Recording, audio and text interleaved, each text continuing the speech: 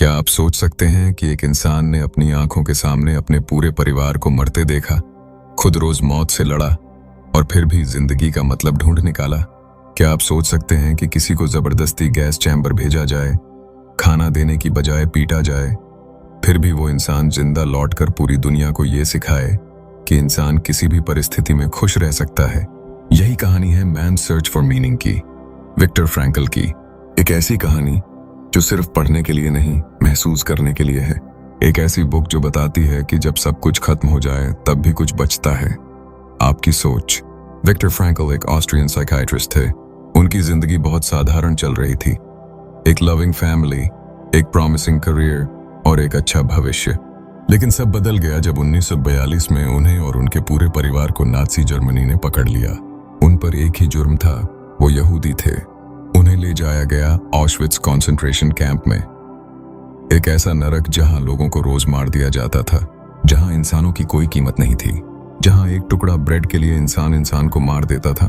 Victor ने अपनी आंखों से देखा कि कैसे लोग टूट जाते थे, कैसे उम्मीदें खत्म हो जाती थीं, कैसे लोग खुद ही अपनी मौत बुला लेते थे। लेकिन फ्रैंकल हार मानने वालों में से नहीं थे। वो एक साइकियाट्रिस्ट थे। उन्होंने खुद को ऑब्जर्वर की तरह रखा। उन्होंने अपने आसपास के लोगों को देखा, समझा, महसूस किया और जानने की कोशिश की कि आखिर क्यों कुछ लोग इन हालातों में भी जीने की वजह खोज लेते हैं, जबकि कुछ लोग खुद ही मरने की राह चुन लेते हैं। फ्रैंकल ने महसूस किया कि फर्क सिर्फ एक चीज का होता है, मीनिंग। जिसका जीवन में कोई अर्थ है वो किसी भी परिस्थिति को झेल सकता है, लेकिन जिसके पास जीने का कोई मकसद नहीं होता वो छोटी सी ठोकर से भी गिर जाता है। वो खुद रोज सुबह उठते थे और अपनी पत्नी की कल्पना करते थे। वो सोचते थे कि एक दिन वो बाहर निकलेंगे, उसे फिर से गले लगाएंगे, उससे बातें करेंगे, जिंदगी फिर से शुरू करेंगे। उन्हें नहीं पता था कि उनकी पत्नी जिंदा है या नहीं, लेकिन उस कल्पना ने उन्हें टूटने नहीं दिया। कैंप में एक कोटेशन बहुत बार सुनने को मिलती थी, He who has a why to live can bear almost anyhow। और यही फ्रैंकल की जिंदगी का मंत्र बन गया। उन्होंने महसूस किया कि वो लोग जो हार मान लेते थे, जिन्होंने खुद से, भगवान से, जिंदगी से उम्मीद छोड़ दी थी, वही सबसे पहले मरते थे। बुक में फ्रैंकल बताते हैं कि कई बार लोग फिजिकल हंगर से ज्यादा इमोशनल और स्पिरिचुअल हंगर से मरते थे। उन्हें कोई वजह नहीं दिखती थी जीने की और इसीलिए वो अंदर से खोखले हो जाते थे। फ्रैंकल का जीवन एक मिशन बन गया।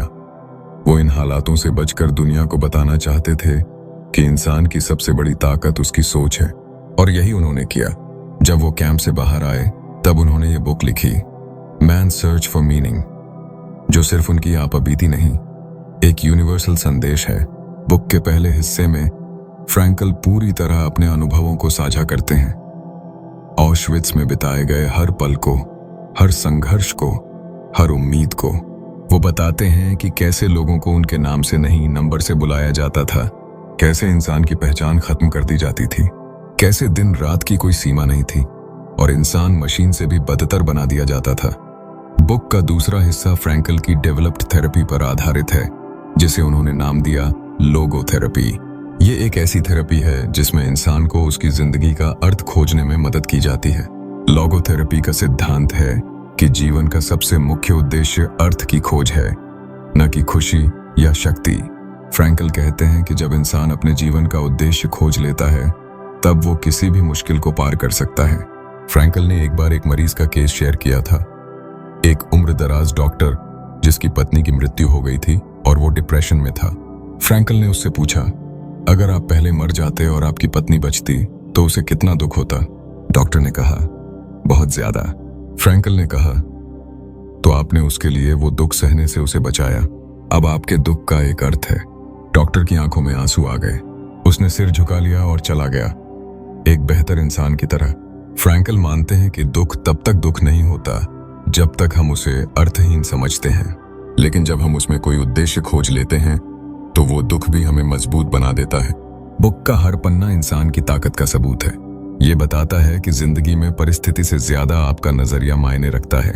फ्रैंकल कहते हैं, Everything can be taken from a man but one thing, the freedom to choose one's attitude in any given set of circumstances। यानी सब कुछ छीना जा सकता है, लेकिन आपकी सोचने की आजादी नहीं छीनी जा सकती। कैंप में जब लोग टूट जाते थे, फ्रैंकल उनके साथ बातें करते थे। उन्हें बताते थे कि उनके जीवन में अभी भी कोई ना कोई अर्थ है।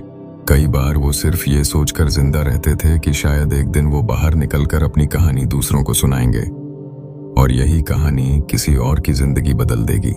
फ्रैंकल खुद एक दिन कैंप में ये सोचने लगे, क्या मेरी सफरिंग व्यर्थ जा रही है या मैं इसका उपयोग कर सकता हूँ? और तभी उन्होंने निर्णय लिया कि ये सब कुछ वो दुनिया के साथ शेयर करेंगे। वो लोगों को सिखाएंगे कि दर्द को कैसे ताकत बनाया जा सकता है। बुक में एक जगह फ्रैंकल लिखते हैं, When we are no longer able to change a situation, we are challenged to change ourselves. जब हम किसी स्थिति को बदल नहीं सकते तब हमें खुद को बदलना पड़ता है। आज की दुनिया में जहां लोग छोटे छोटे डिसअपॉइंटमेंट से टूट जाते हैं, ये बुक एक आईना है। ये सिखाती है कि असली ताकत बाहर नहीं, अंदर होती है। फ्रैंकल कहते हैं कि मीनिंग कहीं बाहर नहीं मिलता, वो हमें खुद बनाना पड़ता है। कई बार मीनिंग मिल सकता है किसी इंसान में, किसी मिशन में या फिर किसी सफरिंग में। अगर आपका कोई ड्रीम है, कोई रिस्पॉन्सिबिलिटी है या फिर कोई लव्ड वन जिसके लिए आप जी रहे हैं, तो आप दुनिया की किसी भी मुश्किल का सामना कर सकते हैं। फ्रैंकल इस बुक में एक बहुत गहरा मैसेज देते हैं कि अल्टीमेट गोल खुशी नहीं बल्कि मीनिंग होना चाहिए। खुशी अपने आप आ जाएगी अगर मीनिंग मिल गया। बुक का सबसे इम्पैक्टफुल हिस्सा है जब फ्रैंकल कहते हैं, Life is never made unbearable by circumstances, but only by lack of meaning and purpose. यानी जिंदगी कभी हालात से असहनीय नहीं बनती, बल्कि तब जब उसमें कोई अर्थ या उद्देश्य ना हो। बुक के अंत में फ्रैंकल हमें ये सिखाते हैं कि चाहे कोई भी परिस्थिति हो, जीवन को कभी भी व्यर्थ मत समझिए। हर एक पल, हर एक दर्द एक नए अर्थ को जन्म दे सकता है। उनकी कहानी सिर्फ ऑश्विट्ज से बचने की नहीं है, ये एक इंसान के, एक आत्मा के, एक सोच के पुनर्जन्म की कहानी है। अगर आज आप खुद को अकेला महसूस कर रहे हैं, अगर आपको लग रहा है कि जिंदगी बेकार है, मीनिंगलेस है, तो इस बुक को एक बार जरूर पढ़िए। Man's search for meaning. ये सिर्फ एक बुक नहीं, एक रास्ता है। शायद आपको भी अपने जीवन का अर्थ मिल जाए। अगर इस कहानी ने आपको कुछ महसूस कराया, अगर आपकी आंखें नम हुई या दिल को कुछ गहराई से छू गया, तो वीडियो को लाइक जरूर करें। कमेंट में लिखें कि आपको सबसे ज्यादा कौन सी बात अंदर तक लगी, और चैनल को सब्सक्राइब करें, क्योंकि यहाँ हम सिर्फ बुक नहीं, जिंदगी बदलने वाले मिशन की बात करते हैं। बुक्स फॉर गोल, जहाँ हर बुक एक नई उम्मीद है।